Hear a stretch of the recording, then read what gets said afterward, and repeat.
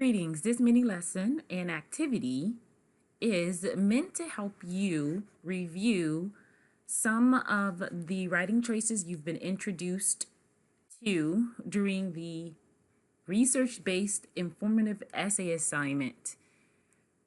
So, what you're asked to do is to read an essay that is informative that was published in an actual magazine. And this magazine title should be italicized.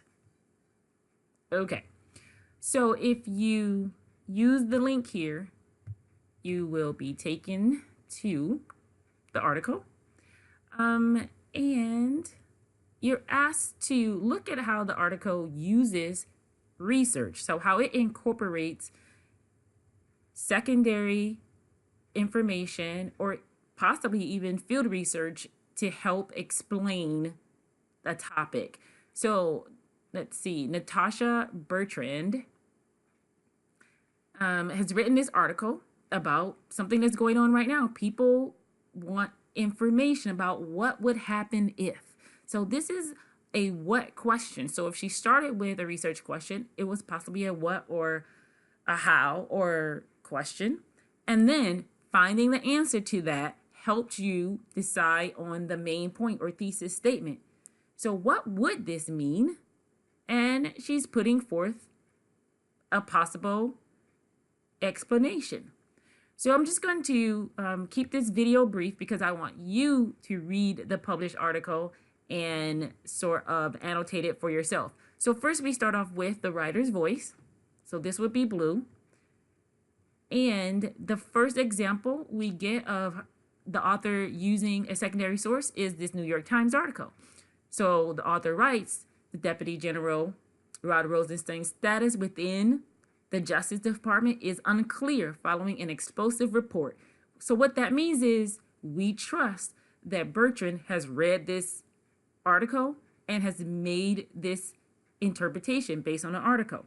But as you can see, how the source is incorporated as a link. This is very different from how you would incorporate your secondary sources for the essay you're writing for class. There may be times as a writer that you could use this format, but I want you to pay attention that when you're reading often in newspapers or online, they don't use as much parenthetical or introductory phrases or positive phrases that you use or that I have to use in an academic setting, but they do cite sources.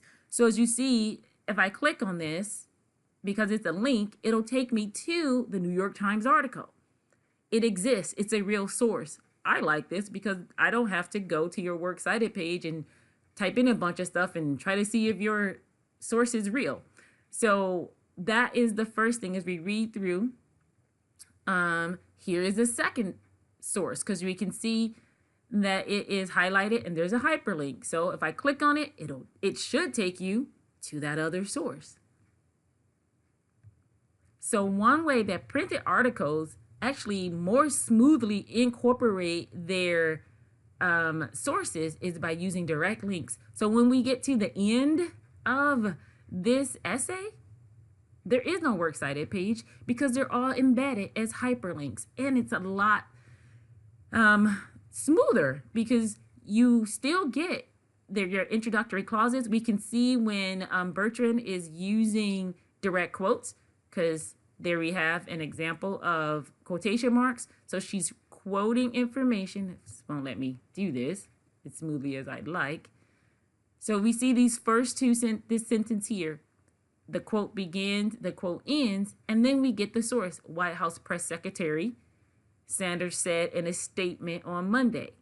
So we get the direct quote, we get its attribution, who said it, and we get information about the person. So the positive is not just, the positive is who she is. She's the White House press secretary.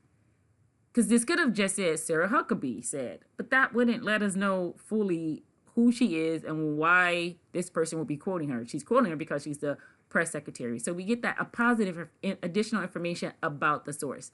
And then we get another direct quote, right? And this is a little different because this paragraph ends with a quote.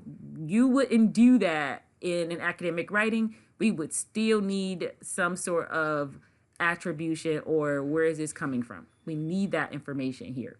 So I'd like for you to continue this and look at how this informational essay is put together and how that differs from what you do academically in a classroom. But also, the other thing this will help you think about is voice.